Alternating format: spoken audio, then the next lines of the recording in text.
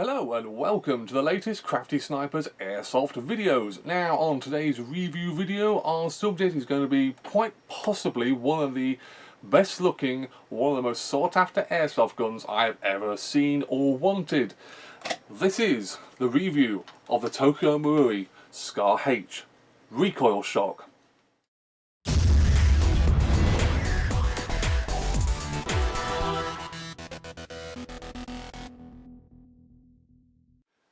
Now, before we get started on all the details of the TM SCAR H, I'm just going to say that I will be going through the externals, some of the internals, the magazine, and I'm also going to be on about my personal opinions. Now, we're also going to do a chrono test of this weapon, but before we get on to all that, I just want to say big thank you goes out to Richard Hargreaves to actually lending me this weapon. This is not one of my collection, however, I dearly would love it to be in my collection. This assault rifle is awesome. So big thanks, Rich. Thank you very much for lending me this. So let's get on to the review of the externals. And we'll start at the rear. On the SCAR H, you have a plastic rear stock. But you have a fully adjustable rear stock. Now what do I mean by fully adjustable? Well, you actually have a little black button just about here. If you press it in, you can adjust the length of your rear portion of the stock. You have any one of 6 positions. It's quite a stiff operation to do, so this won't move when you least want it to. It's very hard to actually move this when you do want it to. However, like I say, you've got 6 positions to lock this off into. Now, this is very useful for all those people who are, shall we say, a little bit short-armed or a little bit long-armed. Myself, 6'4" tall, I'm quite long-armed, and I need the rifle to be in the number 6 position, i.e. all the way out. If you're quite short-armed, you're going to want to have it all the way back here. Now, on top of having the adjustable length section, you have an adjustable cheek riser. And the cheek riser is a little black button somewhere around about here, and you press that in, and it allows you to lift this portion of the stock. Now, the cheek riser is a very, very important part of the rifle in real steel. In airsoft terms, it's not so important, but it's more for comfort.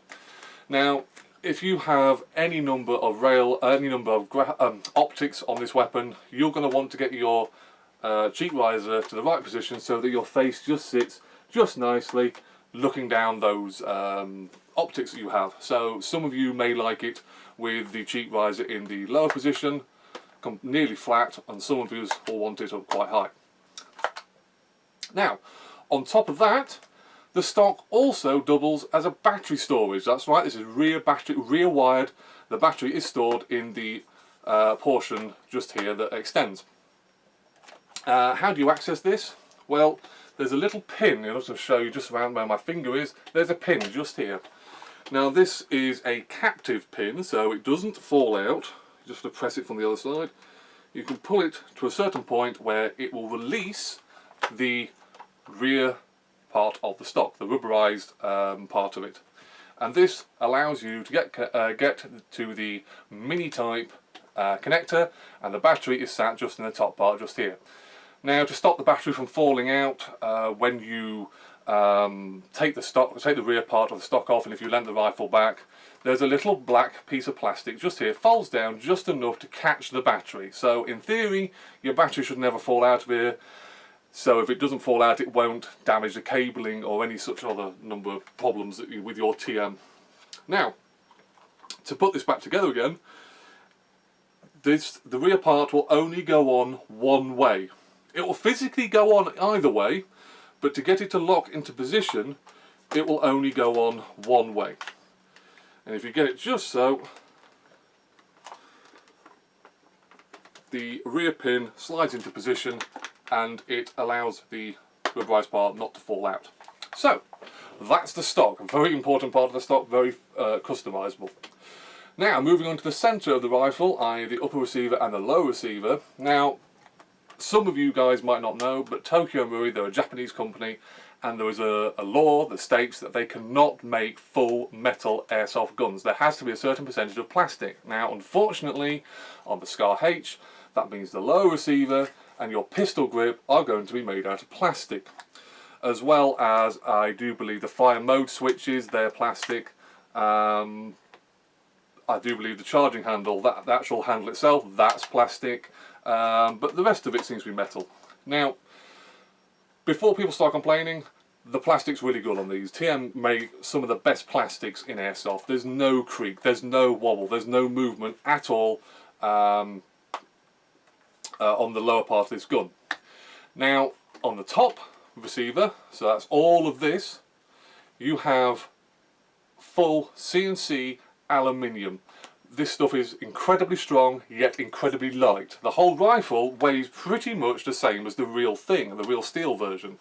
So it's got a bit of heft to it, but it's not going to be the heaviest thing in the world. You get a full CNC cut upper rail, which is probably one of the longest I've ever seen, and certainly the longest on any assault rifle. This thing is absolutely huge. At the moment, we have the rear iron sight and the front iron sight. That's the only optics on this gun. Well, iron sight obviously not optics, but anyway, you have a left and right sided rail sections. They're made out of metal as well, and you have a lower portion of rail, which is a little bit bigger than the side portions, but it is all CNC aluminium, so it's good, strong, good quality stuff. You put any number of 20mm style accessories on here, they're not going to fall off, they're not going to get damaged. Now, on Richard's gun, he has the angled foregrip just here, and I think personally, of all the choices of grips you can put on the side on your rifle, this is one of the best ones to suit this particular weapon. It just seems to help with the lines of the weapon. It just looks aesthetically pleasing, for want of a better word. I personally, I run one of these on my M16. I do also have the standard long grip foregrip for the front end of a rifle. I think that just doesn't look very nice on this particular gun. Now, moving on to the front part of it, you have the rather long flash hider stroke barrel extender. Now, what do I mean by barrel extender? Well, this portion here, this portion out of the flash hider itself, is unscrewable. You literally unscrew this,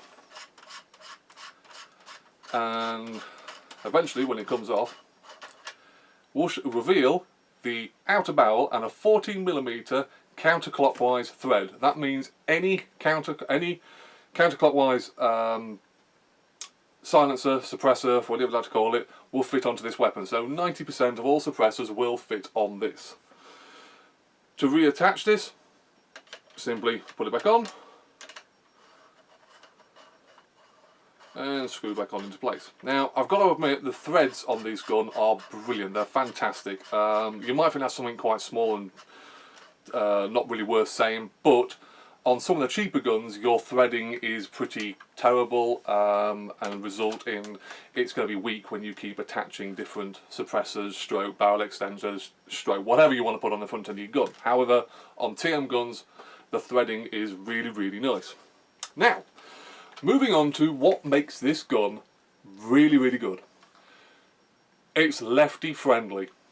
Now, a lot of you guys out there are going to be right-handed shooters, and that's how this weapon is supposed to be operated, like any assault rifle. However, for us lefties, and I am one of them as well, it's a bit of a problem, because in the airsoft world at least, you generally find the controls for the weapon are on the wrong side and the unnatural side for us. So it's quite difficult for us to, say, change the magazine, switch to fire mode, things of that nature. On the SCAR H, this, like I say, is fully ambidextrous. So what you have here is a fully ambidextrous fire mode switch. So as I'm switching it here, you can do that with your left hand, still with the weapon ready to shoot. You also have an ambidextrous mag release. You have the button just here, press that, mag drops out. On the other side, there is a slightly smaller but easily accessible button just on this side as well. Now, the only thing that at the moment is not ambidextrous is the charging handle, which is this thing just here. At the moment, it's on the left-hand side of the gun. Now, you can swap this over. I do believe. I'm not 100%, but I'm pretty sure you can take this all apart, swap this over, and you will then be able to rack the charging handle back as a lefty. Now, that really, in airsoft terminology, doesn't really do much. I mean, the only reason you're going to move the charging handle in the first place is to access your hop-up. And if I can get the rifle holding just right, to access the hop-up, pull the charging handle back, and it reveals the hop-up chamber, which is just in here. Now, one of the brilliant things about TM guns is FPS-wise, they're very low compared to the standard G&Gs, ICSs, GMPs, anything like that. They're going to be, assault rifle-wise, they're going to be in the regions of 300 to 330. Some of them coming bang on the dot of 350, which is the legal limit for the UK. TM guns have to come under Japanese law once again, and the Japanese law states that they got to be, I can't remember what the exact figure is, but it translates to be most TM guns will fire at the 280 to 300 FPS range. Now, I had a, or I still have a TM bar 10 sniper rifle thingamajig bolt action thing, and that was coming out at the out of the box at 305. So you do get some guns that slip through and they come in at 305. Still, most assault rifles will be coming sub 300. So you're going to think, oh, it's not going to be worth it. Compare it to a G&G. It's not, you know, it's not even going to touch a G&G. This will outrange just about every other assault rifle out of the box. You have to improve and upgrade your any other assault rifle to get close to what these things shoot. This thing, and I've seen it, I've fired it at a range, and I've fired it in a match. This thing shoots 50 plus meters with .25 ammo. It's quite scary to go up against. It's also laser-like accurate, considering this thing shakes and rattles and rolls and all that kind of stuff, which I'll show in a minute. The fire off 10 rounds, you're pretty certain all 10, if the first round hits, the other 9 are going to hit in roughly the same place. The accuracy out of the box of these things is legendary. You buy a Tokyo Marui brand spanking new, and if you don't get a bad gun, which happens every now and again, if you get the good gun, you'll never need to upgrade anything for the next 3 years on these guns, as long as you look after them. Now, as I said, this is a recoil shock, so this one is a little bit different than your standard AEGs. Standard AEGs have either no blowback, a little bit of blowback, or that's about it really. Blowback is usually just the charging handle vibrating backwards and forwards. Usually on AKs it sounds pretty good, but there's no real recoil effect on the weapon. This is the recoil shock. It's part of the recoil shock series, and all the recoil shocks have the ability to put recoil. Now, by no means is this better or has more recoil than a gas blowback rifle. Gas blowback rifles are brutal. But if you're comparing AEGs and you want that realistic AEG look, these are really good, and they put that recoil effect to good use. Now, I'll demonstrate this. It's going to be quite difficult, but putting the weapon onto single shot. Now, before I do this, obviously, safety first, I have cleared this gun. There is no BBs in the chamber, there is no BBs in the barrel, there is no magazine, the magazine's here. There is no ammo whatsoever in this gun, so I know full well nothing's going to come out the gun. However, if you're going to dry fire your gun at home, please check nothing comes out. It's better to check than to be shot in the eye by your own gun. Now, the recoil. If I can balance this weapon, which is quite difficult to do, and I'm just going to try and pull the trigger back. You can see that the barrel wants to lift. And also, you see the charging handle, that's flying backwards and forwards. Now, if you put this onto full auto,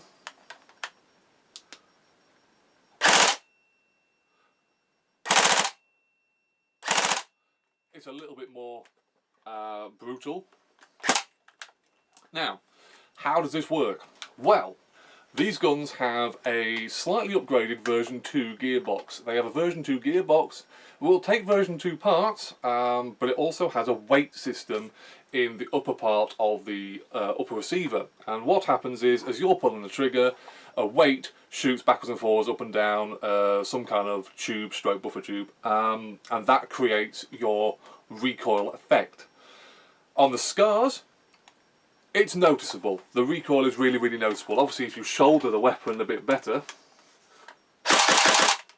it doesn't throw your aim off, but you know you're firing something a bit special. However, part of the recoil series is the M4 SOP mod, which is a highly advanced M4 rifle with suppressors and looking quite up to date and looking quite nice, if I do say so myself. We also have the 416 and 417, and we also have some AKs. And I do believe there's some G36s as well, but we'll gloss over them. Now, the M4 SOP mod has a buffer tube. It's like an M4. It has a slidable rear stock. With the added length of buffer tube, this has a more travel for the weight system. So, if you want a gun that is recoil shock, but you want the maximum recoil shock out of the box, you're going to go for the M4s or the 416 and 417, anything that's got a buffer tube. Now, SCARs obviously don't, but there is aftermarket kits out there, and you can upgrade the weight system, but that means taking the gun apart. My personal view, don't touch this gun internally. It's not, you're not going to make it much better. In fact, you stand more chance of ruining it. If you're getting a gun brand new, leave it as it is until something goes wrong. Now, moving off the rifle and on to something that is equally important, the magazine. This particular magazine is obviously a little bit bigger than your standard magazine. If this was real steel, this would be holding 7.62 ammo, not your standard 5.56. So this is actually quite wide. It'll only fit the SCAR H. Fits it, a little bit of wobble, nothing of any great use to worry about. The feeding issues on this gun are non-existent. It just feeds every single round. But this magazine is a double mag really. It has two amounts of ammo you can put in it. Now you can have the standard 90 round, or you can swap this down to a 20 round magazine. And how do you do that? You take apart the metal sleeve, for want of a better word, exposing the internals of the magazine, and there'll be a little switch in the middle, and you just flip that to either 90 or 20, and you can have a real cap or you can have a 90 round mid cap. Now we're going to go on to what has to unfortunately happen, the downsides of these particular weapons, and that's the cost. The cost of this weapon is very expensive. It costs, at the moment, £450 in the United Kingdom. That is a hell of a lot of money for an assault rifle. The magazines aren't much better. These are £21. These interchangeable mid caps to low caps are £21. If you want to go for the high cap, I do believe that's £20, so you save £1, but you don't get the ability to do 20 rounds. You just get a windy wheel, and you also rattle, so that's a negative in my eyes. But if you're going to run this gun, you're going to want more than one magazine. Even at 90 rounds, it's not going to last a great deal of time. So you're going to look, your outlay for this gun is very expensive. £450, you're going to need 4 to 6 of these things.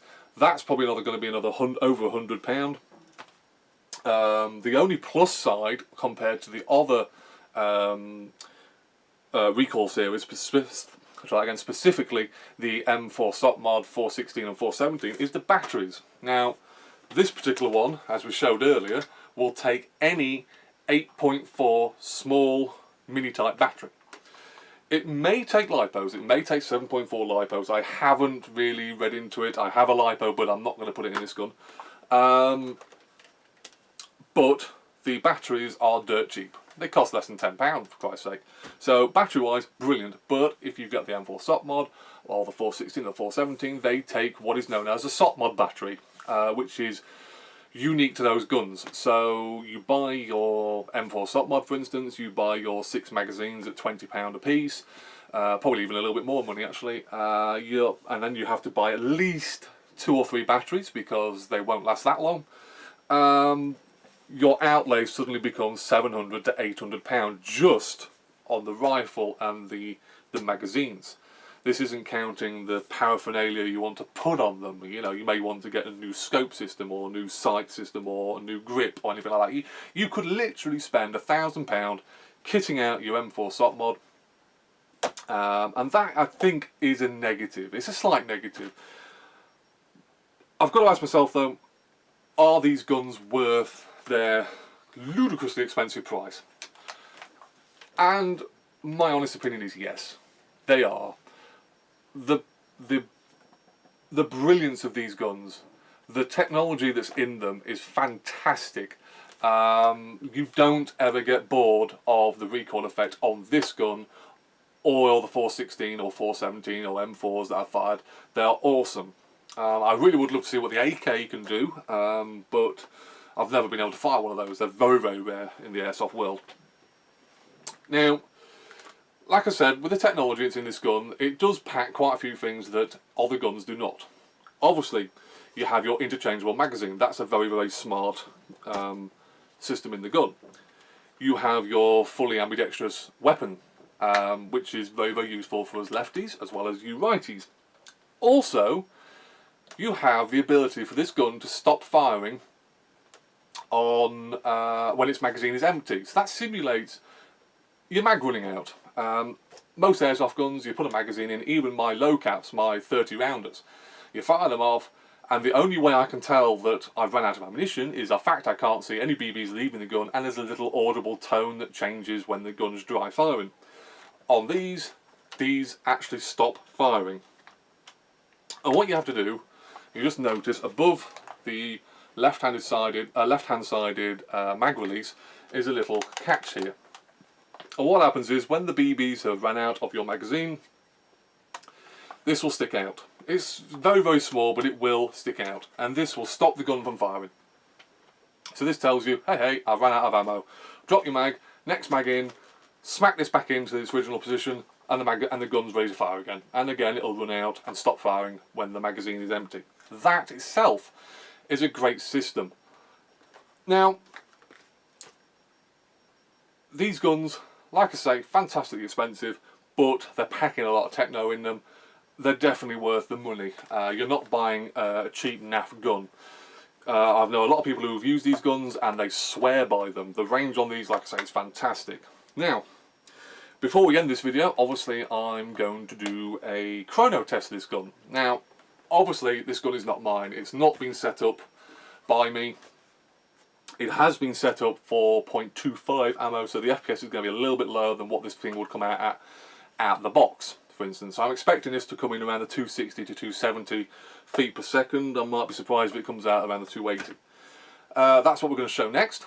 So we're going to nip over to my chrono station and show you some of the rounds, some of the FPSs on single shot. We're also going to show you the rate of fire you get with your 8.4 mini-type battery. So, on to the chrono station.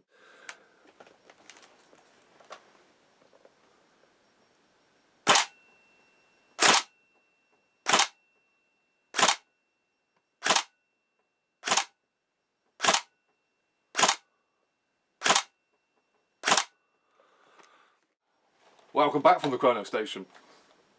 On to the final thoughts of this gun. Like I say, I love this gun. I really, really do. I wish I could add it into my collection, but I have enough assault rifles to start a World War III off. It is an awesome gun. It's expensive, yes, but you're buying quality. You're not buying something that's naff. Would I own one? Yes, without a heartbeat. Would I recommend it to my friends? Yes, without a heartbeat. You know, just if you're in the market for a realistic airsoft assault rifle and you don't want to go down the road of having gas blowback rifles, this and the fellow members of the Recoil series are definitely worth a look. If you're, like I say, if you're in the market and you can put the money down on them, take a look at them. Go to a shop, ask to have a little handle of them. They are definitely worth it. If you're lucky, they'll let you fire one off. But yeah, these guns are awesome.